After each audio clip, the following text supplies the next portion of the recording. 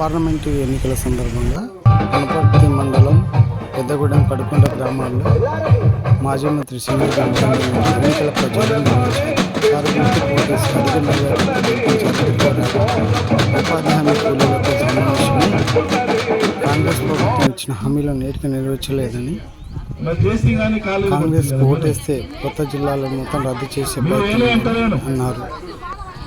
కార్యక్రమంలో భట్టు యాదవ్, మాణిక్యం, బాలకృష్ణ, శివన్న, రఘుమోహన్ రెడ్డి నిజంగా చెప్తున్నా, నాకు బాధ లేదు. ఎందుకు లేదు అడగండి.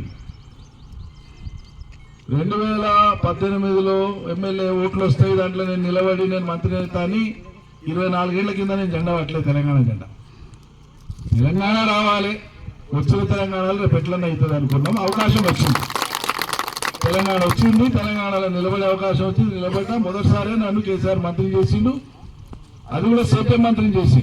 నేను వచ్చినాకనే సేద్యం కలకాలాడింది. నన్ను దింపిన తెలంగాణ ఆలోచన కరువే. నేను పంటలు ఎండిపోయా, రైతులకు కుసులు తగలదా, ఎదురు సేవ చేసిన మంత్రిని కాదని మీరు పక్క కొట్టేస్తాను, నేను ఆశలు ఎండిపోయా, రైతు మంది ఆగిపోయా, ఆకలి కొంటివి, దుబ్బ కొంటివి, ఇబ్బందులు. నాకు బాధ లేదు. ఇవాళ ఎందుకు బాధపడుతున్నంటే, వనపర్తిని జిల్లాను తీసి జిల్లా స్థాయి కార్యాలయాలు 55 కార్యాలయాలు జిల్లా స్థాయి వస్తే కొన్ని వేల మందికి ఉపాధి వచ్చింది.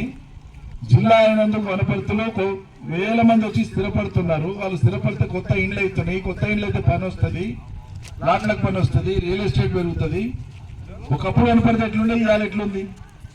ఒట్టి ఛాయ్ తాగే హోటల్లే 150 ఉన్నాయి. ఎన్ని ఒట్టి ఛాయ్ తాగే పాయింట్లు, ఆడ నిలబడతాడు ఛాయ్ తాగేవి 150 ఉన్నాయి. టీ పాయింట్లు అంటారు వాటిని. ఇక పెద్ద హోటల్ అంటే, లాడ్జింగ్లు అంటే, బిర్యానీ సెంటర్లు అంటే, చికెన్ సెంటర్లు. వనపర్తిలో కూర కావాలంటే ఆడ గాంధీ చౌక్ దాటినాక కటికోళ్ళ దుకాణం కాడికి ఈడ్చుకుంటా పోయి తెచ్చుకునేది కూర తినం.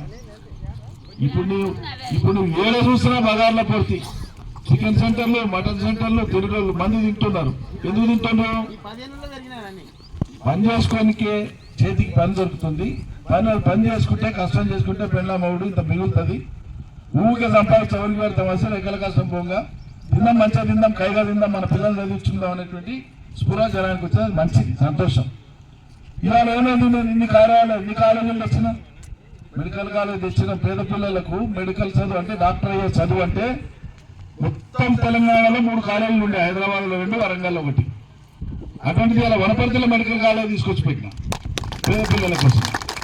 ఇంజనీరింగ్ కాలేజ్ తెచ్చిపెట్టినాం, వ్యవసాయ కాలేజ్ తెచ్చిపెట్టినాం, నర్సింగ్ కాలేజ్ తెచ్చిపెట్టినాం, ఫార్మసీ కాలేజ్. అంటే పెద్ద చదువు అనేటువంటిది ఏదైనా ఇలా వనపర్తిలో ఉండేటట్లుగా కాలేజీలు పెట్టించిన.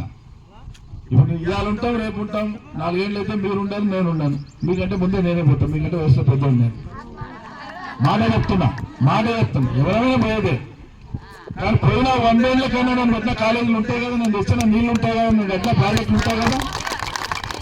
ఇప్పుడు ఏమవుతుంది? తెలియక వారి ముఖ్యమంత్రి కూడా చూడలేదు ఎవరు.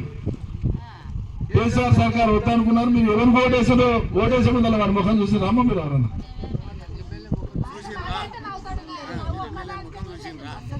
ఏమి లేదు. ఇప్పుడు పనులు ఆగిపోయినాయి ఎక్కడెక్కడ. నేను ఎందుకు బాధపడుతున్నా అంటే, నేను ఓడిపోయినందుకు కాదు, మీకు జరగాల్సినటువంటి పనులు ఆగిపోయినటువంటి చింతనే రెండే ఉంది, నాకు వేరే లేదు. రేపు మళ్ళీ మనం ఆ పనులు కొనసాగించాలి. యథావిధిగా పనులు జరగాలంటే మనం ఎంపీ అన్నా గెలిస్తే ఏమవుతుందంటే, ఈ 7 అసెంబ్లీలలో ఎమ్మెల్యేల కంటే పెద్దవాడు అవుతాడు ఎంపీ. ఆయన నిలబడతాడు, ముక్కు వాటి పని చేపిస్తాడు. ఇక దానికోసం కారు గుర్తు కొట్టేసి ప్రభుత్వ పనికి వెళ్ళిపోయి నువ్వేమంటలేవు, చేతులు పెట్టుకున్నావు.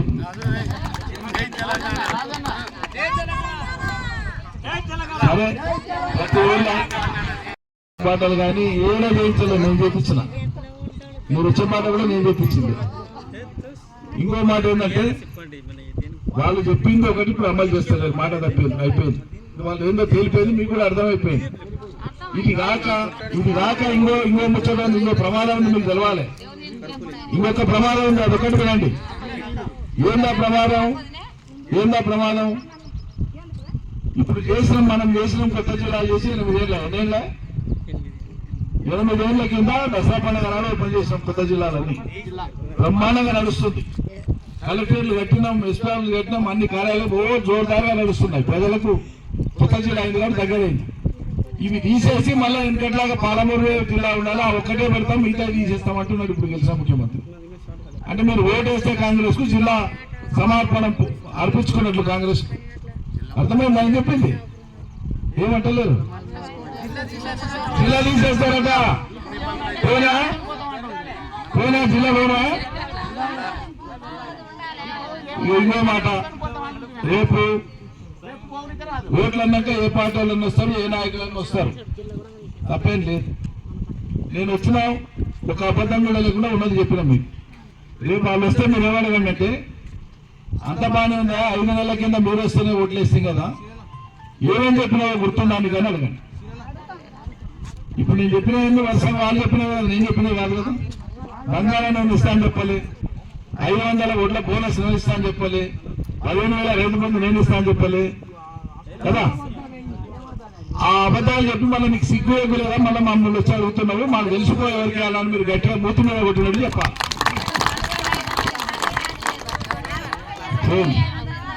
నేను చెప్తే కదా ఇంటికాడికి వచ్చి అవో నీకు 4,000, నీ కోడలికి 2,500, కోడలు కాకపోతే నా బిడ్డ అంటే బిడ్డకి 2,500, తల్లికి 2,500.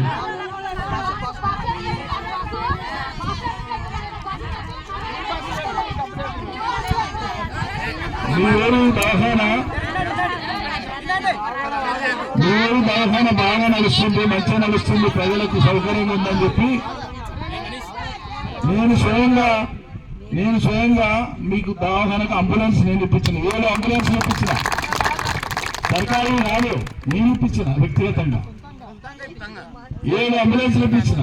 మన వనపర్తి జిల్లాలో 7 ప్రతి దవాఖానలో పెద్ద దవాఖానలో పెట్టించిన. మీ కడుకుంట్లలో కూడా ఒక అంబులెన్స్ ఇప్పించిన.